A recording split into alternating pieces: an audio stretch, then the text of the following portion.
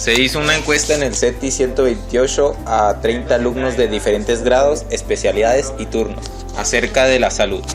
Cada encuesta contenía 10 preguntas. En total se obtuvieron 300 respuestas, de las cuales se tomó una en especial que fue: ¿duermes las 8 horas recomendadas?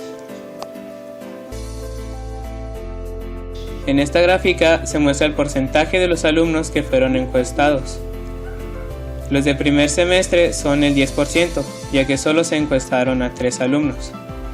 Los de tercer semestre son el 50%, ya que solo se encuestaron a 15. Y los de quinto semestre son el 40%, ya que solo se encuestaron a 12 alumnos.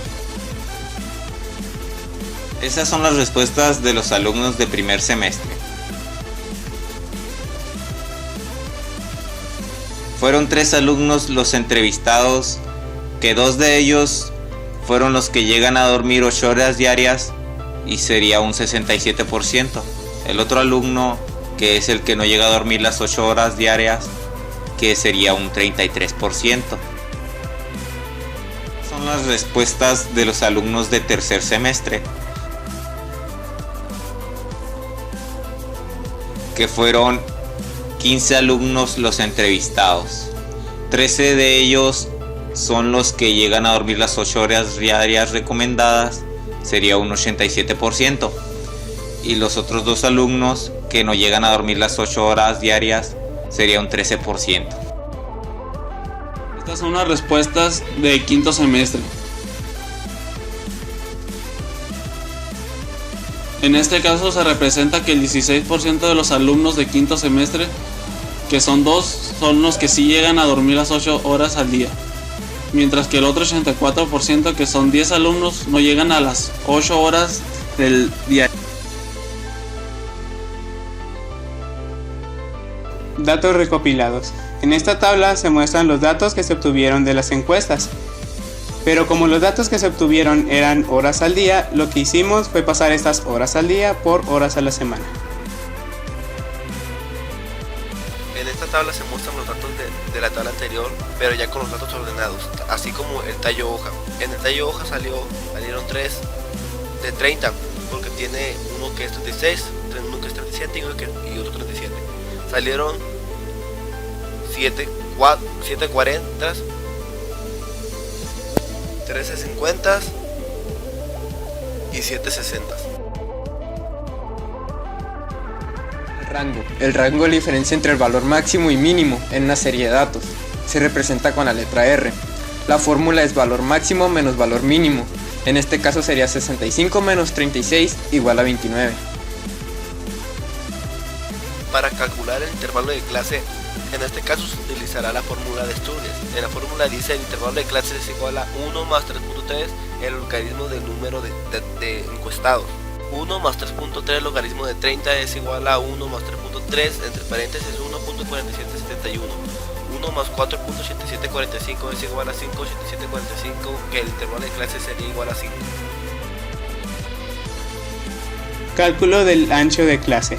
El ancho de clase se calcula dividiendo el rango, que en nuestro caso es 29, entre el intervalo de clase, que es 5. La fórmula para calcularlo es ancho de clase igual a rango sobre intervalo de clase, que en nuestro caso sería ancho de clase igual a 29 sobre 5, que nos terminaría dando 5.8.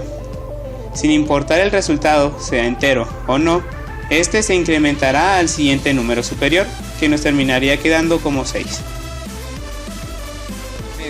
Es el promedio de todas las cantidades sumadas y luego divididas entre el número de datos. En este caso el número de datos son 30 y todos sumados da un resultado de 1600. Entonces sería 1600 entre 30 y el resultado sería 53.3. Es el valor ocupado al lugar central entre los dos datos cuando estos se ordenan de mayor a menor. En este caso la media lo ocupan los dos datos centrales, que son 56. La moda es el valor que tiene mayor frecuencia absoluta. La moda se puede hallar en diferentes variables cuantitativas y cualitativas. La moda en esta tabla fue bimodal, ya que los datos con más frecuencia fueron 2, que son 56 y 59. Cálculo del límite inferior y superior de cada clase. Para determinar el límite inferior de la primera clase, Se analiza primero si el rango de datos se ajusta a los intervalos y al ancho de clase calculados anteriormente. Nuestro rango es igual a 29. Si se le suma al valor menor el ancho de clase, que es 6, y al resultado se le vuelve a sumar el ancho de clase y así hasta completar nuestros 5 intervalos de clase, obtendremos los siguientes datos: 42, 48, 54, 60 y 66. Nótese que el último valor excede en una unidad el valor máximo, que es 65. Aritméticamente se calcula multiplicando el ancho de clase por el intervalo de clase y restándole el rango al resultado. Esto nos salió de la siguiente manera. Nosotros multiplicamos 5 por 6 y nos dio igual a 30. Y a esto le restamos 29, que nos dio igual a 1. Esto nos quiere decir que el rango está excedido en una unidad, por lo que hay que repartir este exceso entre ambos extremos, ya sea en dos partes enteras si el resultado es número par, o lo más próximo posible si el valor es impar. En nuestro caso, el rango se excede en una unidad, por lo que solo se puede descomponer en dos partes, como 0 y 1. De estos dos números se toma el valor más pequeño, que es 0, y se le resta el valor menor de todos los datos, que es 36. El resultado nos salió 0 menos 36 igual a 36.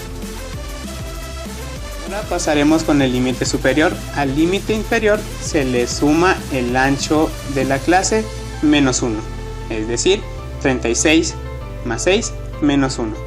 Esto nos dio igual a 41. Esto nos quiere decir que la primera clase tiene como límite inferior 36 y como límite superior 41. Para calcular el límite inferior del segundo intervalo de clase corresponde al siguiente valor entero del límite superior de la clase anterior, que esto es igual a 41 más 1, que es igual a 42.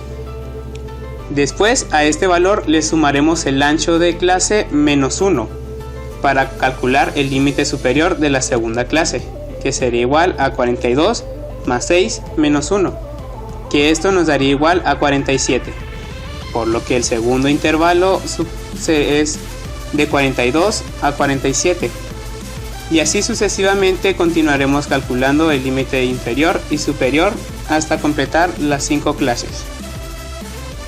Determinación de la frecuencia de cada clase.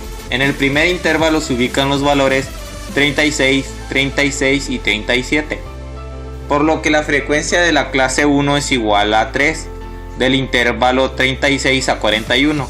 Esto quiere decir que la clase 1 tiene 3 datos y de esta manera podemos encontrar los valores de cada clase. De la tabla de distribución de frecuencias.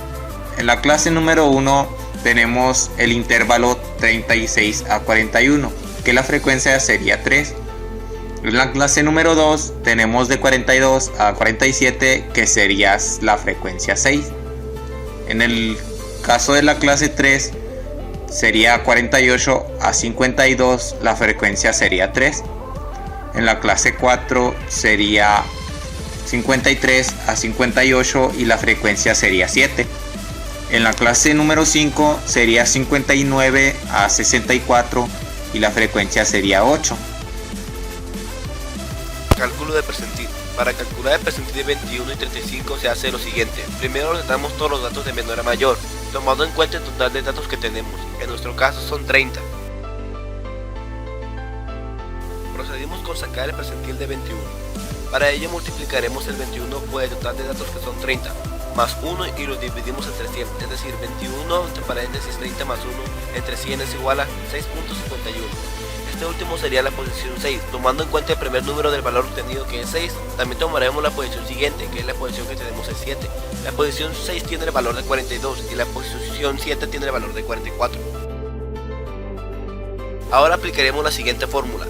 P2 y P1 es igual a 42 más 6.51, entre paréntesis 42 menos 44, que es igual a 42 más 6.51 por 2.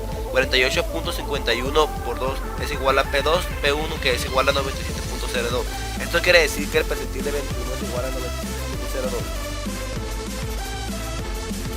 Continuamos con el percentil de 35. Para ello haremos lo mismo que en el anterior. 35 entre paréntesis 30 más 1 entre 100 es igual a 10.85. Este último toma la posición 10, tomando en cuenta que el primer número del valor obtenido fue 10. Tomamos la posición siguiente, que es 11. La posición 10 tiene el valor de 49 y la posición 11 tiene el valor de 50. Ahora aplicaremos la fórmula. P3 y P5 es igual a 49 más 10.85, entre paréntesis 49 menos 50, que es igual a 49 más 10.85 por 1. 59.85 por 1 es igual a P3 y P5, que es igual a 59.85. Esto quiere decir que el percentil de 35 es igual a 59.85. Cálculo de cuartil. Los cuartiles son los tres valores que dividen el conjunto de los datos ordenados en cuatro partes porcentualmente iguales. Primero ordenamos los datos de menor a mayor.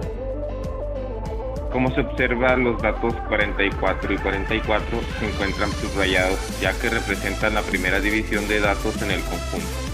Los datos 56 y 56, estos son los datos que ocupan el lugar mediano de todos y también forman parte de la división de datos. Y los datos 59 y 63 son la última división de datos en el conjunto.